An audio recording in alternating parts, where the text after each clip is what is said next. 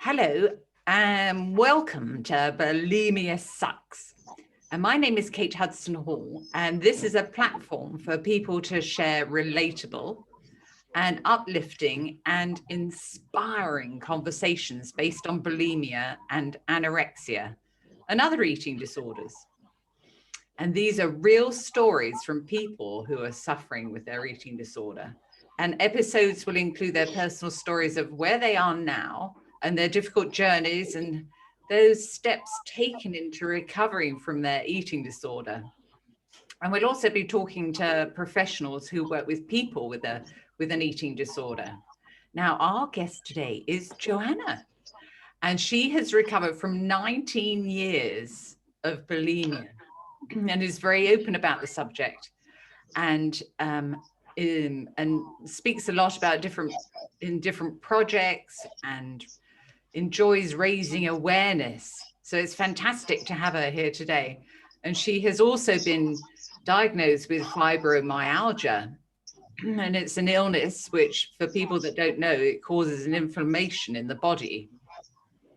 And she has also been suffering with endometriosis, which, if you don't know, this is a severe inflammation around the women's cycle. And for her, it was misdiagnosed for many, many years. But thankfully, she has managed to reduce this inflammation dramatically, improving most of her symptoms. But it has taken several years. And now she's a graduated teacher. She's a professional trainer. She's also a hypnotherapy practitioner and a holistic pain management practitioner who's managed to ease her symptoms holistically, mostly following principles of functional and traditional medicine, and also mindset training. So welcome, Johanna. Fabulous to have you here. Thank you so much, Kate, for the invitation. To be honest, I was really pleased that, there are spaces out here for us to be able to voice our stories, to be able to give hope to those who actually lose the hope sometimes in the way. So I find it really, really encouraging for the young generation as well, the older who hasn't yet found their ways there. Yeah, absolutely. So let's start off. So have you got a funny story for us now, Johanna? Yeah, I think one of the funniest stories come mostly from being with my partner, the person I have been with for the last six years. He's a person who has the ability to make me laugh a lot. That's good. We like that.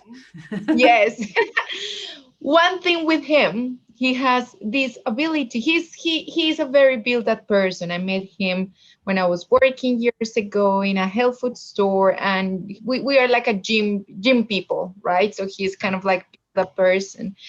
And he told me the stories. Basically, every time he goes to weddings or something, I mean, he gets really excited. He's from Poland, and he does this Polish dance. And every time he kind of like had accidents with his, suits or something like that. So in 3 years ago, I think, obviously he was doing his dance.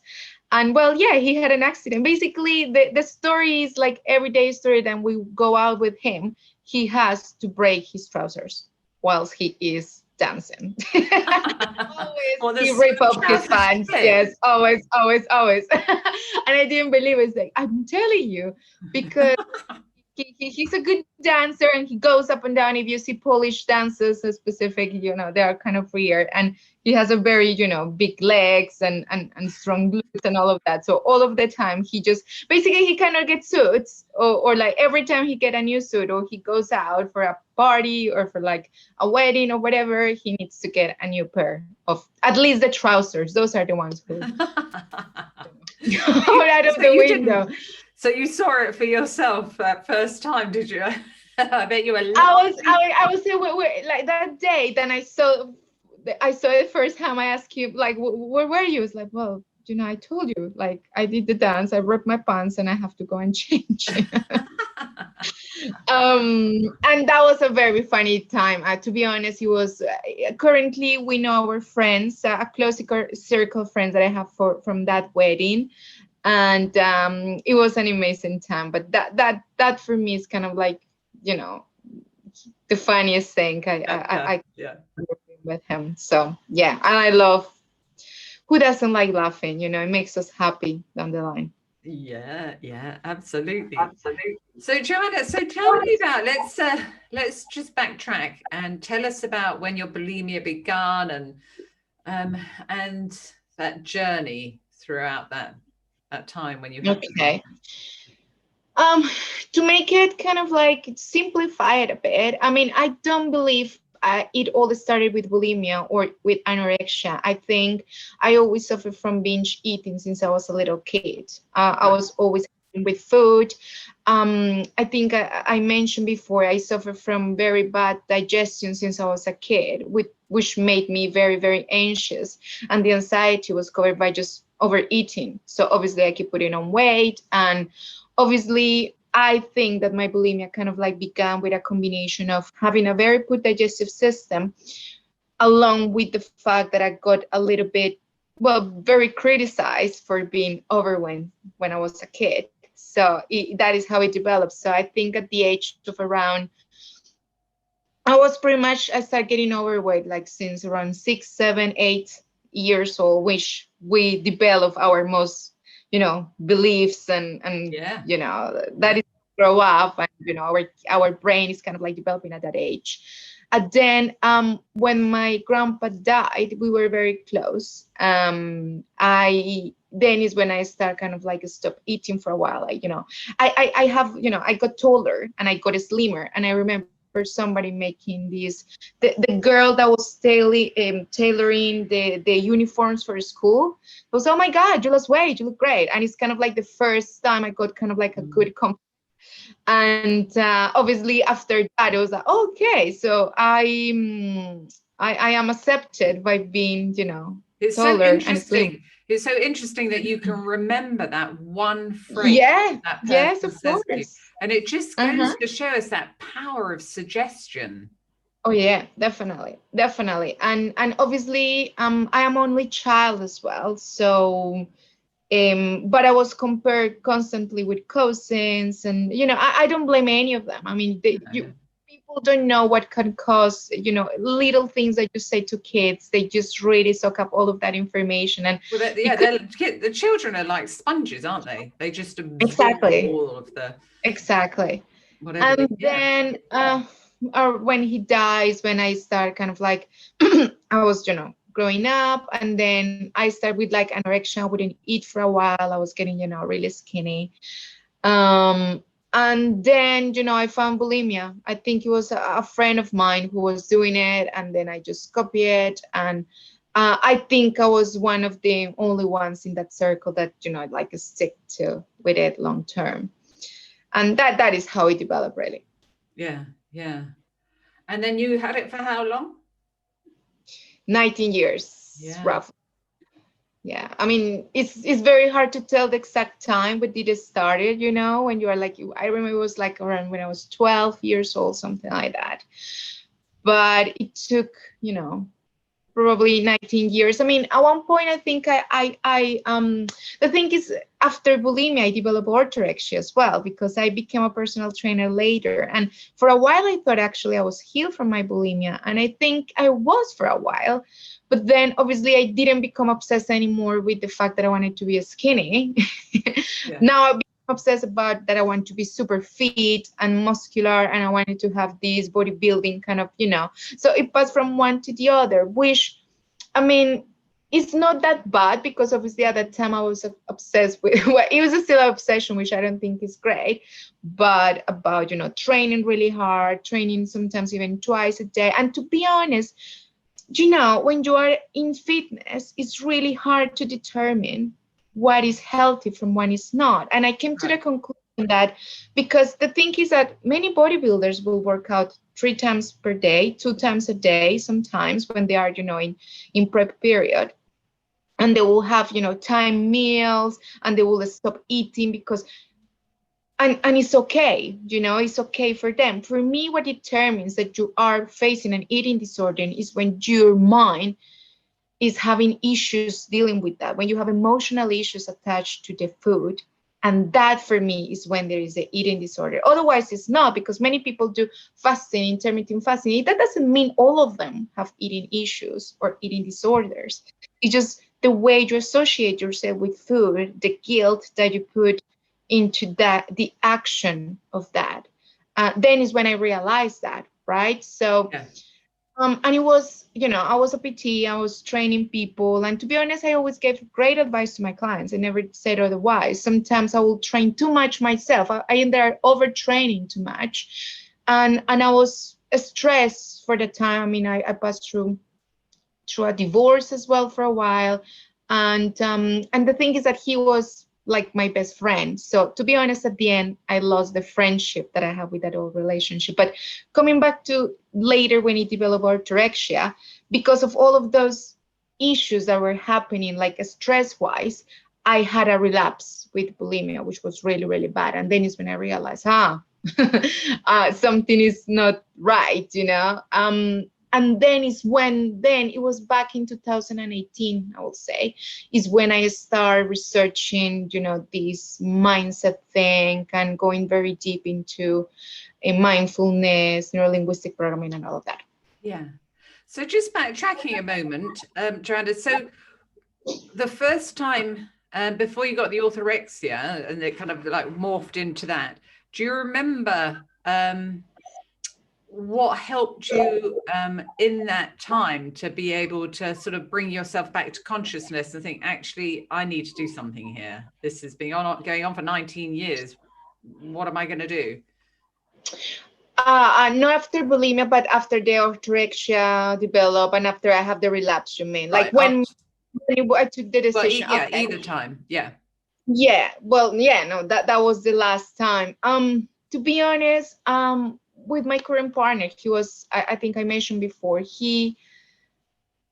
before things were very, I have kind of like an easy think of like people were going too easy on me. My current partner actually was the opposite. He was actually really harsh in the sense, and I really appreciate it to this time, if I'm honest, because it made me take decisions and help me being more independent, that I don't need to be an eating disorder. I mean, if I want to have a life in the future per se, if I want to have a mom, if I want to be a mom, sorry, if I want to have kids, if, I realized that I didn't want to be like that. And to be honest, deep down as well, with bulimia, it comes a lot of self-conscious, image issues. I started looking at myself in the mirror, man, I'm not getting any younger. I don't want to pass this to my kids when I have them, when I decide to have them. Yeah. And as well, it was fear. She wasn't a close friend of mine, but it was a person that I met. It was a manager in a retail food, sports club called GNC here in the UK. And she had bulimia when she was younger, and she passed away of throat cancer, very early. So all of that is stuff I cannot give that to the bulimia because she actually got better, but she was still drinking. I think she would smoke. I'm not really sure, but over time she developed that, because for me it's more like that accumulative stress over time. And so now the combination of all of that, being forced to, taking accountability for what's happening to you. And apart from that, I wasn't getting any high out of my binges anymore. I was losing all of that loss, like all of that initial feeling of, power, all of that was gone. And then is when I made the decision, cold turkey, to drop it. And since that time, it was the 27th of February, I never looked back then when it was that relapse that I had, that it was really bad. So you made that decision. It was a realization that actually I'm not actually getting anything out of binging and purging. Yeah. And you made that decision that day, right? I'm going to stop binging and purging today. It wasn't easy because obviously I was really, really determined to not let my body to do the binges. It's not that magically, like you believe, okay, I will stop and it happens. Of course, it doesn't happen like that. So I have to pass through a lot of abstinence symptoms. It was absolutely horrible. It's kind of like a person being on drugs and not having the drug. That is how I felt. You know, I have a lot of panic attacks. I was dealing with severe anxiety. I was I wasn't giving in. So I did. What tools did you have? What did you do to be able to help yourself at that time? If I'm honest, Kate, at that time, I just passed through it. I didn't like now, and I'm going to explain what I could have done to make the process easier, which I think it could have been. Okay. In my case, I didn't know. I was just very determined. So the first thing was actually not giving in.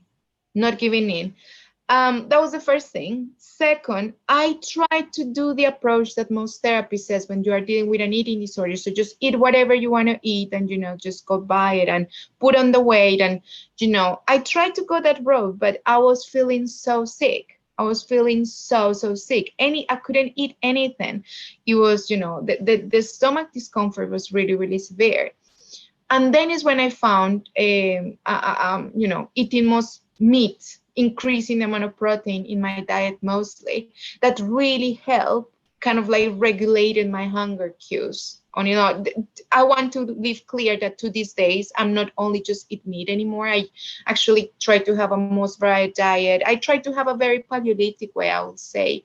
But I don't restrict any foods. If one day I fancy chocolate, I have it. If one day I fancy ice cream, I have it. The thing is that I already tricked my brain into not wanting those things anymore, and I don't crave them anymore. And then is when I realized that actually I'm recovering. But back then, dealing with you know what, I rely a lot in meditation. So I look for meditation tapes in YouTube, how to deal with anxiety and abstinence and all of that, and I will listen to them whilst I having very, you know, panic moments when I feel like I wanted to binge a lot and something like that to retract. So you were listening to meditations and practicing meditation. Yes, so I did a lot of that.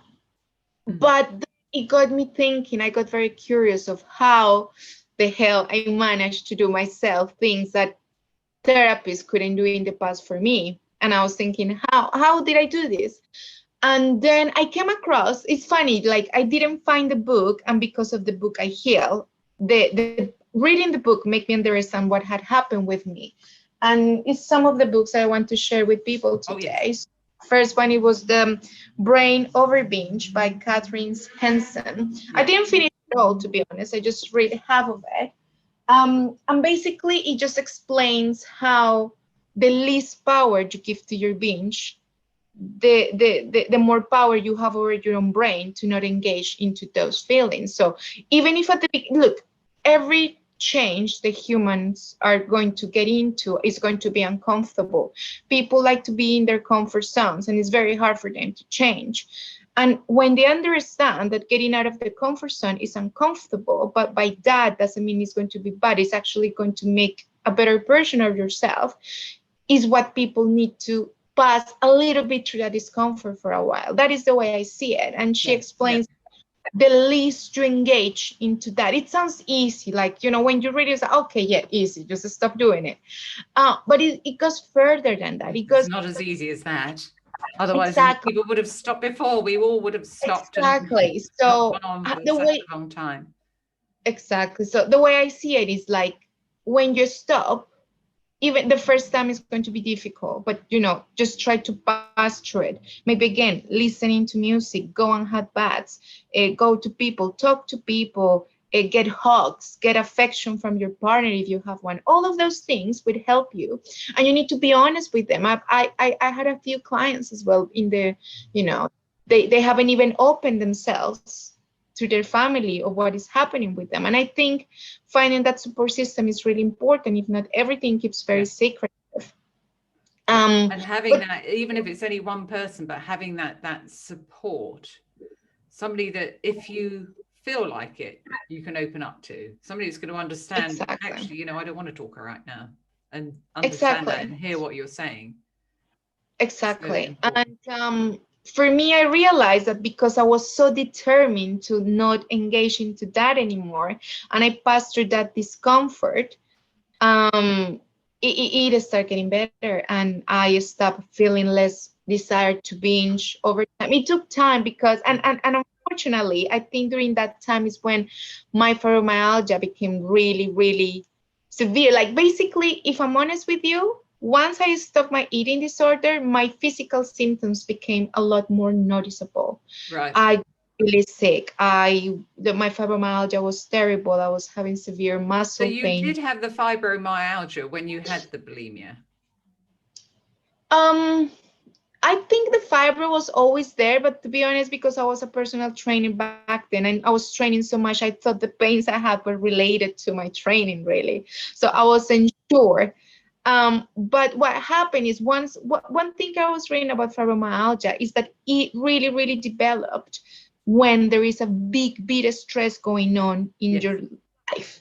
So in my case, I did have my personal stressors of, I was stopping my eating disorder altogether. That's stressful. I mean, when you That's a engage in huge stress in itself, isn't it? exactly. So when you don't engage into a binge and you don't know what else to do, I don't smoke any weed. I don't like to take any chemicals. So I did it like that. So that is very stressful.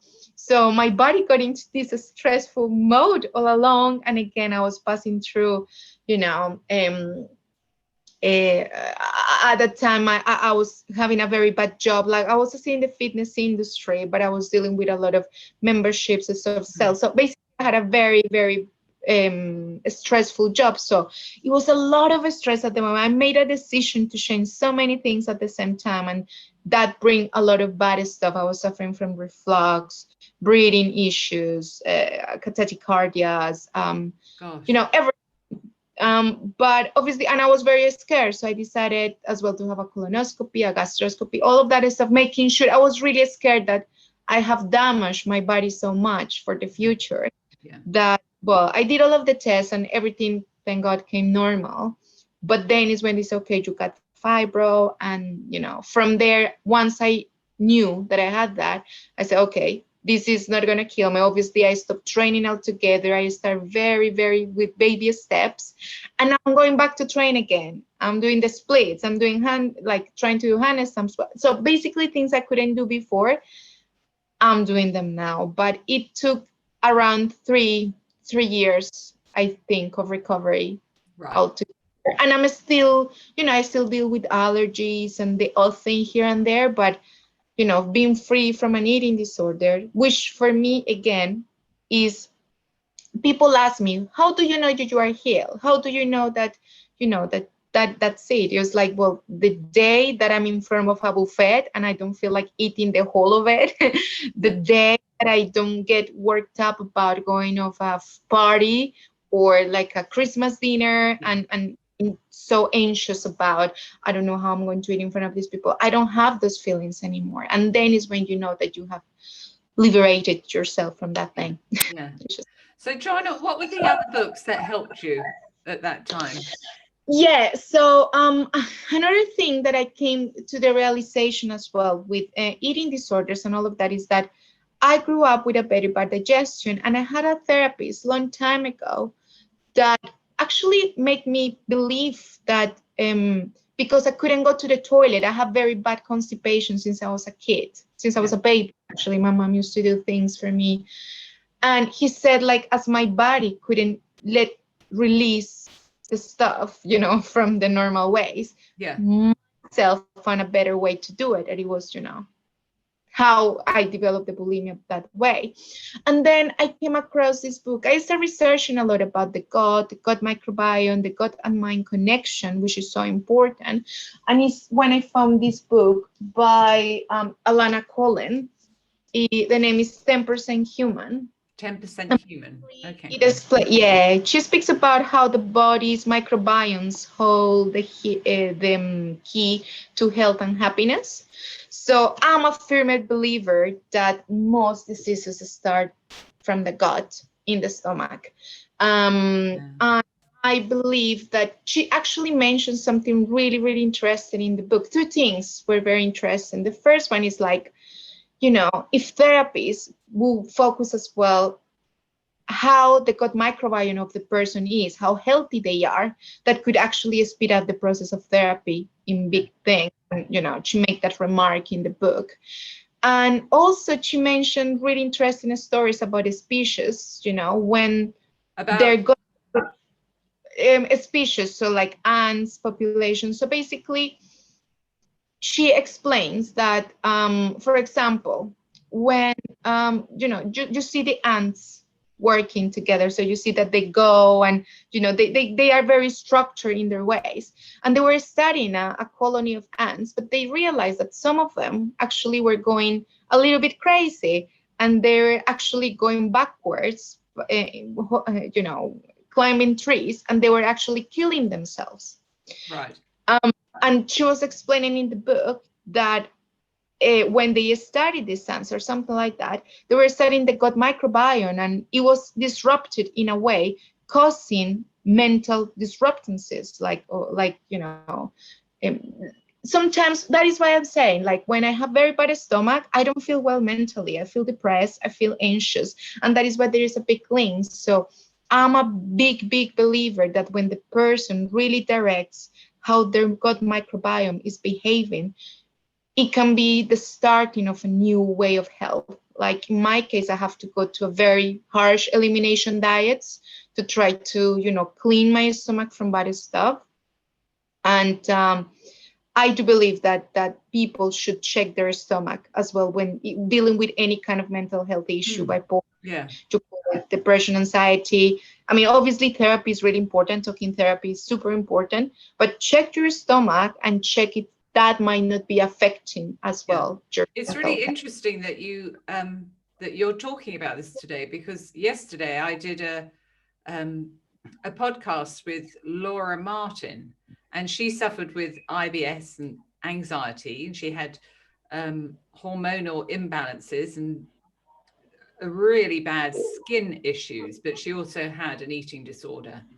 And she went on to, even when she had the eating disorder, she set up a company called Healing to Happy, and became a certified IBS nutrition consultant. And her company, Healing to Happy, it's an online holistic gut-brain focused company that helps women suffering with IBS and anxiety to get back to eating normally without the food fear. But she talked a lot about the gut and the connection with the brain. And it's in episode 26. So anybody that's interested in learning more as well, from what Johanna said, also have a listen to episode 26, because she talks a lot about that, and she teaches that, and she helps people with that specific problem with her company. I think that is incredibly important. I still believe, like, for example, in my case, I never, it's very expensive, these services to check your gut microbiome. But in my case, an elimination diet kind of helped with it, because at the end of the day, you really don't know what might be affecting you. I did a test, like a hair mineral test, and I as well figured that I was deficient in so many. The thing is that people with fibro as well, and probably with eating disorders or many mental conditions, sometimes they don't realize they are deficient in certain things. So for example, in my case, I was deficient in bromelain. I was deficient in magnesium, like a lot. So once I start adding those things up, actually, I kept improving and I kept improving. My digestion kept improving. Everything kept improving. So there is something to it. And I think there is not something. There is definitely a factor that I think everybody should take into consideration with dealing with mental issues, really mental disturbances, any kind of anxiety. I'm not saying it's for everybody, but I'm saying that if the person as well is suffering, like, I when I was passing through that stress, half of my hair fell off. It was terrible. Very bad skin issues. I was bloated 24/7. 27. You mentioned endometriosis. Endometriosis, I haven't been diagnosed actually, but the symptoms definitely address that that's actually going on, and I'm still on waiting list for that. But as you said, I put most of my stuff under remission with the stuff I did holistically, Yeah. which, to be honest, I'm glad, because by the time I was trying to get the help from, sometimes people need to become very autonomous in their own healing. And this happens mostly when, we have a pandemic and people are dealing with different stuff. If you really want to heal, you really need to get to investigate and research to how you can heal yourself. Otherwise, if people are not available, how are you going to do it? So I'm a big proponent of people becoming accountable for whatever is happening to them, and try to read a lot, try and error a lot, and I think they're going to get answers. That is the way I got the answers myself. Yeah. So Johanna, where are you now? And what are you doing with regards to your life now? Okay. Well, I was going to tell you the last book quickly. There is just the last book, and this is more about mindset. And one thing I'm a big proponent as well with people is about self-love, and mostly when it comes to eating disorders.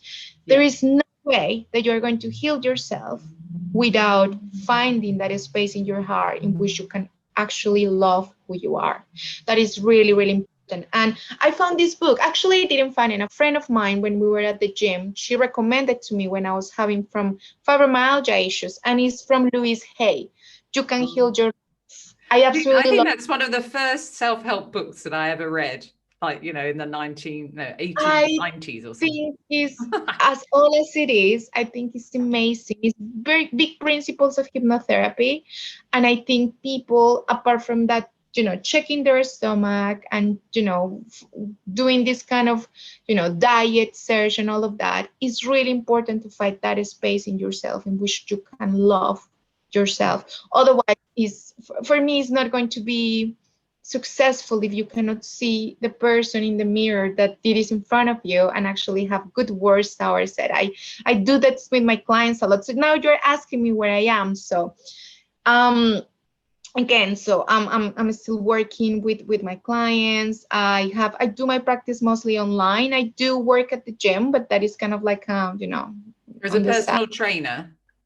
No, actually, I decided to not work as a personal trainer anymore in gyms per se, because I think there are enough personal trainers there for these kind of people who actually need just a specific that. I think the kind of people I can help is these people that actually have issues with, trying to get into, well, obviously have food issues, or they're suffering with pain, or have issues kind of like sticking to diet.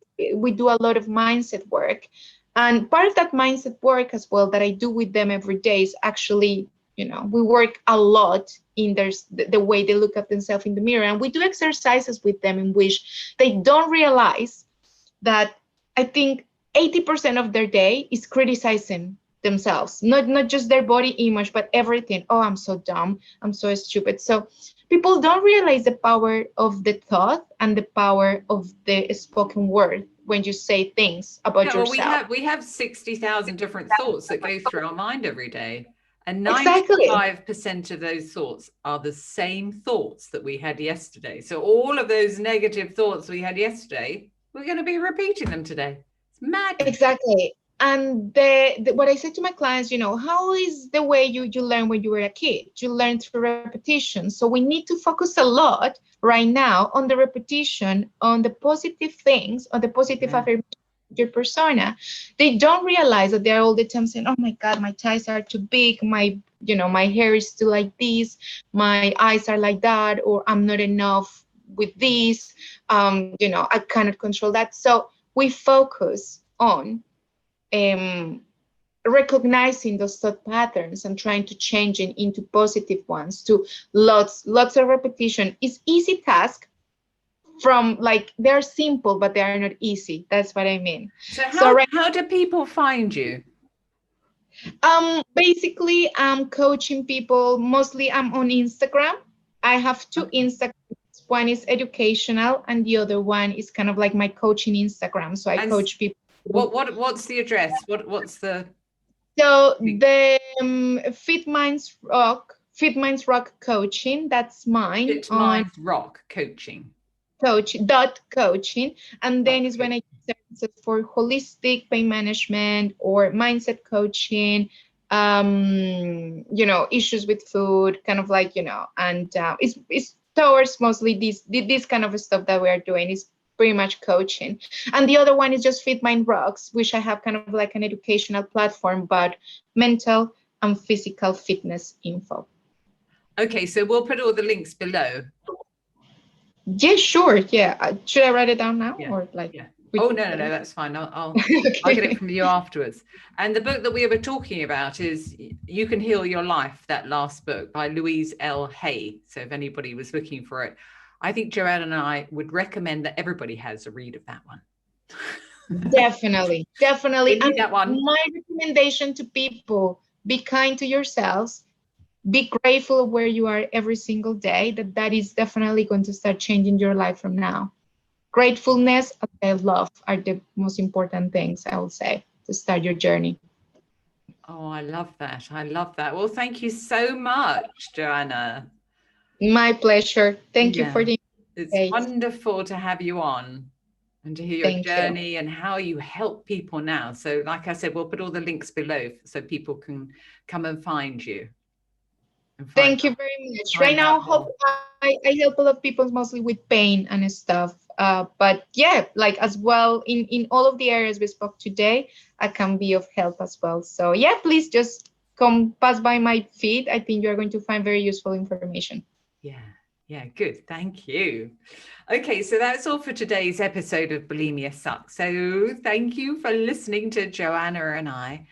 And join us again on the next episode of Bulimia Sucks, and make sure you subscribe to the podcast on Apple iTunes so you never miss an episode. And if you haven't already heard about it, check out my book Bulimia Sucks on Amazon. And also the food journal, Bulimia Sucks food journal, will be coming out in the next week or two, which will be on Amazon, which will be a great help for you to be able to keep track of what foods you're eating. It's a 3-month journal. And thanks for listening then. And before we go, share some love for your favorite podcast by leaving us a review on Apple Podcasts or Spotify or wherever you listen. So thanks for listening, and I'll talk to you in the next episode.